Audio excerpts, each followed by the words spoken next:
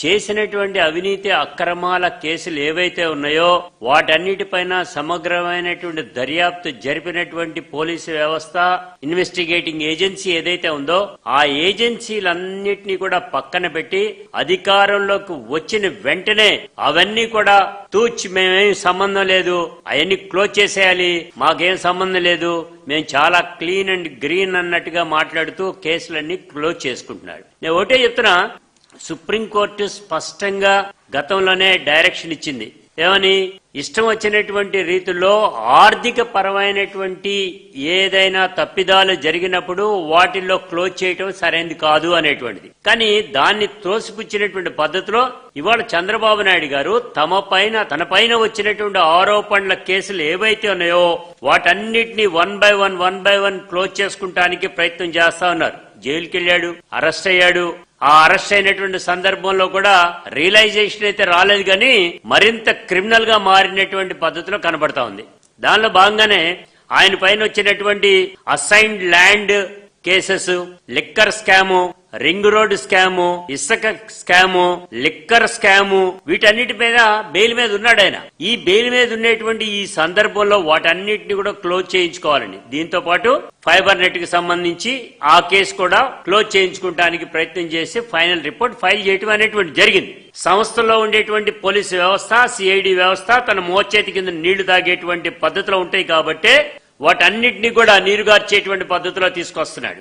ఆ తీసుకుని వచ్చినటువంటి క్రమంలోనే ఎవరైతే ఫిర్యాదుదారులు ఉంటారో వాళ్ళందరినీ కూడా భయభ్రాంతులు చేయటం, అధికారులు ఎవరు ఉంటారో ఆ అధికారుల్ని వారి యొక్క విధానాల్ని పట్టుకుని నువ్వు క్లోజ్ చేస్తావా లేదా అనేటువంటి అడుగుతున్నాడు. ఎంత దారుణం అంటే చెబితే చంద్రబాబు నాయుడు మీద వచ్చినటువంటి కేసులేమో ఆ కేసులన్నీ క్లోజ్ చేస్తారు. జగన్మోహన్ రెడ్డి గారి హయాంలో జరిగిన ఏదైనా కేసులు కనుక క్లోజ్ అయితే వాటినన్నింటిని మళ్ళీ ఓపెన్ చేస్తారు. ఒక ఐఏఎస్ అధికారి, ఒక ఐఆర్ఎస్ అధికారి, ఒక గవర్నమెంట్ అఫీషియల్ ఎఫ్ఐఆర్ కనుక ఇచ్చినప్పుడు ఆ ఎఫ్ఐఆర్ ఇచ్చినటువంటి సందర్భంలో తీసుకుని చేసేటువంటి పద్ధతిలో ఉంటుంది. కానీ అదే ఆఫీసర్ నేను క్లోజ్ చేసుకుంటున్నాననేటువంటి చెప్పడానికి ఏ మాత్రం కూడా రైట్ లేదు. ఈ ఏపీ ఫైబర్ కి సంబంధించినంత వరకు కూడా మనందరికీ తెలిసిందే కొంతవరకు. దీనిలో చంద్రబాబు నాయుడు గారి యొక్క పాత్ర డైరెక్ట్ గా ఉంది. ఆ డైరెక్ట్ గా ఉండడానికి కారణం ఏంటి? ఆయన సైన్ చేశాడు, కొన్నిట్లో టెండర్లు ఇచ్చాడు, టెండర్లు పిలవమన్నాడు. ఆ పిలిచేటువంటి క్రమంలోనే ఒక వేమూరి హరికృష్ణ ప్రసాద్ అనేటువంటి ఆయన్ని ఓ తెర మీద తీసుకొచ్చాడు. ఆయన్ని తీసుకొచ్చి ఆయన ఎలా అయినా గాని కూడా మనవాడు, మన అనుంగుడు, మనకు కావాల్సినటువంటి వాడు కాబట్టి అతన్ని లోపలికి తీసుకురావడానికి నానా యాగి గందరగోళం పడి 1 year పాటు సస్పెండ్ అయినటువంటి వేమూరి హరికృష్ణ ప్రసాద్ అనేటువంటి ఆయన్ని 3 నెలల్లోనే దానిని లిఫ్ట్ చేయించాడు. ఎవరో మంచి ఆఫీసర్ ఉండి, సార్ ఇది చేయకూడదు, ఇతను చేయడానికి వీల్లేదండి అంటే నువ్వు సెలబెట్టి పక్కెళ్ళిపోమని చెప్పి కింద ఆఫీసర్ తో మరలా అతను 3 నెలల్లోనే అతను సస్పెన్షన్ రివోక్ చేశాడు. దీనికి కారణం ఏంటో తెలుసండి? ఏపీ ఫైబర్ కార్పొరేషన్ లో ఒక 333 కోట్ల రూపాయల టెండర్ ని పిలవటానికి, లేదంటే కనుక దానిలో అన్ని కూడా చేయటానికి ఓ ప్రయత్నం జరుగుతా ఉంటే దానికి గాను ఆ బ్లాక్ లిస్ట్ లో ఉన్నటువంటి దాన్ని 6/8/2015 నాడు లిఫ్ట్ చేశారు. 7/8/2015 నాడు ఈ టెండర్లు పిలవాలి. ఏది టెండర్లు ఓపెన్ చేయాలి. ఏపీ ఫైబర్ లో ఏదైతే స్కామ్ జరిగిందనేది చెప్తా దీన్ని ఓపెన్ చేయాలి. కాబట్టి 1 day బిఫోర్ లిఫ్ట్ చేసి ఇతన్ని అనూహ్యంగా చెబితే ఆశ్చర్యం అండి, ఆయన డైరెక్ట్ గా ఏపీ ఫైబర్ కార్పొరేషన్ లో డైరెక్టర్ గా అపాయింట్ చేశారు. ఆ అపాయింట్ చేయటం బానే ఉంది. ఏదైతే ఈయన టెరాసాఫ్ట్ అనేటువంటి కంపెనీ ప్రారంభించి ముందుకు సాగుతున్నటువంటి క్రమంలో ఆ టెరాసాఫ్ట్ అనేటువంటి కంపెనీకి ఈయన ఎండీగా ఉండేవాడు. ఈయన దీని తర్వాత రిజైన్ చేశాడు. ఈలోపు ఇవన్నీ కలిపి టెరాసాఫ్ట్ కే ఈ టెండర్లన్నీ ఇవ్వటం అనేటువంటి జరిగింది. ఒక మనిషి కోసం ఈ సంస్థలో ఉండేటువంటి వందలాది కోట్ల రూపాయలు కైంకర్యం చేయడానికి, అతన్ని అక్కడ కూర్చోబెట్టడానికి చంద్రబాబు నాయుడు గారు ఆడిన నాటకం. ఇంకా ఒక అడుగు ముందుకే చంద్రబాబు నాయుడు గారు ఈ కేసులో ఎప్పుడైతే 100 కోట్ల రూపాయల టెండర్లు పిలవాల్సిన పరిస్థితి ఉంటే మంత్రి మండలి యొక్క నిర్ణయం తీసుకోవాలి. ఈ మంత్రి మండలి నిర్ణయం లేకుండానే డైరెక్ట్ గా చంద్రబాబు నాయుడు గారు స్పష్టంగా డైరెక్ట్ గా ఇచ్చేశాడు, సంతకం పెట్టేశాడు. ఇంత ఆర్థిక పరమైనటువంటి అరాచకానికి పాల్పడినటువంటి చంద్రబాబు నాయుడు ఈ కేసుని క్లోజ్ చేసుకుంటానికి మార్గాలు ఎత్తికేసుకుని ఎండీని పిలిపించి ఫైల్ చేయటం అనేటువంటి జరిగింది. ఇదంతా మటుకు సబబు అనేటువంటి అడుగుతున్నాం. ఈ బిజినెస్ రూల్స్ ని వ్యతిరేకించారు. అదేవిధంగా ఈయన చేసినటువంటి ఇండివిడ్యువల్ కెపాసిటీలో సంతకాలు చేసినటువంటి దాన్ని విస్మరించారు.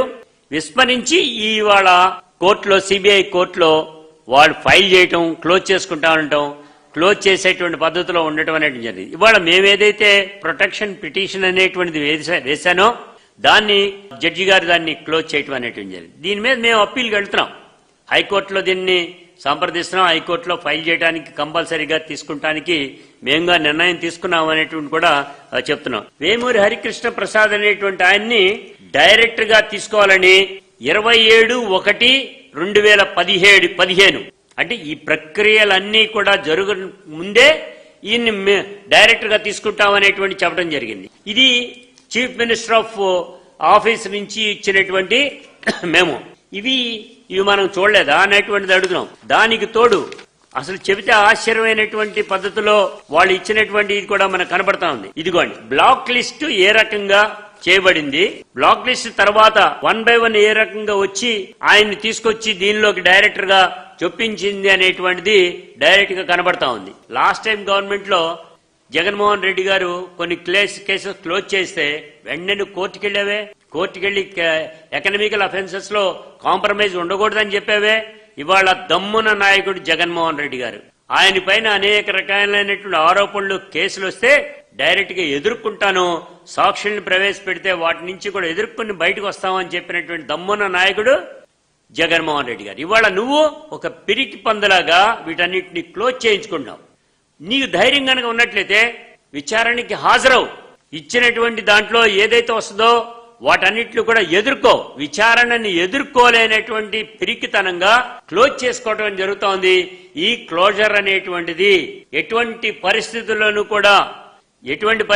కూడా సుప్రీంకోర్టులు, హైకోర్టులు యాక్సెప్ట్ చేయవు. వాటిలో స్పష్టంగా కూడా ఉంది, ఎకనామికల్ అఫెన్సెస్ లో కాంప్రమైజ్లు కానీ ఎత్తివేయటం కూడా జరగదు. ఒకసారి కనుక ఎత్తివేయటం జరిగిందంటే ఏ ఆఫీసర్ అయితే ఉన్నాడో వాడిపైన చర్యలు కూడా తీసుకుంటారని కూడా స్పష్టంగా చెప్తున్నాం. ఏపీఎస్ఎఫ్ కి సంబంధించి నువ్వు ధైర్యస్తుడు కనుక అనేట్లయితే డైరెక్ట్ లో కోర్టులో ఛాలెంజ్ చేసుకుని ఫైల్ చేయడానికి రా. ఇంతేగాని ఈ రకంగా క్లోజ్ చేసుకోవటం, ఈ రకంగా భయభ్రాంతుల్ని ఆఫీసర్స్ ని క్రియేట్ చేసి సంతకాలు పెట్టించుకోవడం సరైనటువంటి కాదని కూడా అంటున్నాం. ఈ 2015 ఇవ్వటం అనేటువంటి జరిగింది. అంటే దాని అర్థం ఏంటి? అప్పటికి టెరాసాఫ్ట్ లో వాళ్ళు అతను డైరెక్టర్ గా ఉన్నాడు, టెండర్లు ఇంకా అప్పటికి పిలవలా. అప్పటికి ఈయన ఏమయ్యాడు? 2015 ఈయన ఆల్రెడీ ఒక సస్పెన్షన్ గురై ఉన్నాడు. టెండర్లు పిలవటానికి వీలు లేకుండా ఇతని పైన ఒక ముద్ర కూడా వేస్తున్నారు. ఇదిగోండి టెరాసాఫ్ట్ సంబంధించి అతను ఎప్పుడు దీనిలో ఉన్నాడు, ఎప్పుడు దీన్ని సంబంధించినంత వరకు కూడా మరలా రీబ్యాక్ అయ్యి దానికి వచ్చాడు. వచ్చిన తర్వాత లిఫ్ట్ అప్రూవ్ చేశారు. సంవత్సరం ఇస్తే సంవత్సరం కాదని చెప్పేసి 3 నెలలకే లిఫ్ట్ చేయడం. 6వ తారీఖునే డైరెక్ట్ గా వాళ్ళందరికీ కూడా దీన్ని లిఫ్ట్ చేశామనేటువంటిది కూడా చెప్పటం. 7-8 టెండర్లు పిలిస్తే 6వ తారీఖునే లిఫ్ట్ చేయించుకోవటం, ఇవన్నీ కూడా చేయటం అనేటువంటి జరిగింది. దీన్ని బేస్ చేసుకుని ఆయన్ని దీనిలోంచి తీసేశారు. ఏది? టెరాసాఫ్ట్ లోంచి మేము డైరెక్టర్ గా ఈయన లేడు కాబట్టి మాకు ఎలిజిబిలిటీ ఉంది, మాకు ఇదంతా కూడా ఇవ్వండి అని చెప్పేసి 8/9/2015 8/9/2015 డైరెక్ట్ గా ఇవ్వటం అనేటువంటి జరిగింది. అంటే దాని అర్థం ఏంటి? అప్పటికి ఈయన టెండర్ లో ఉన్నాడు, డైరెక్టర్ గా ఉన్నాడు, దీనిలో కూడా ఉండి టెండర్ పార్టిసిపేషన్ దాంట్లో కూడా పార్టిసిపేట్ చేసి అతను సొంత సంస్థకే ఇచ్చుకున్నాడు. ఇచ్చుకున్న తర్వాత ఈయన రిజైన్ చేసినట్టుగా పవన్ దేవి అనేటువంటి ఆవిడ అవి ఇచ్చినటువంటిది. ఇవి అవకతవకలు. 114,53,30,000 రూపాయలు అవకతవకలు ఏ ఇన్సిడెంట్ లో జరిగినాయి అనేటువంటి సిఐడి వాళ్ళు నిగ్గు తేల్చినటువంటిది.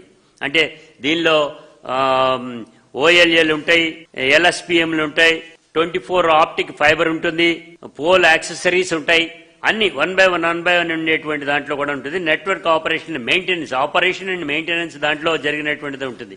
ఇదిగోండి చంద్రబాబు నాయుడు గారు ఇండివిడ్యువల్ కెపాసిటీలో ఈ టెండర్లు పిలుచుకోండి అని చెప్పాడు.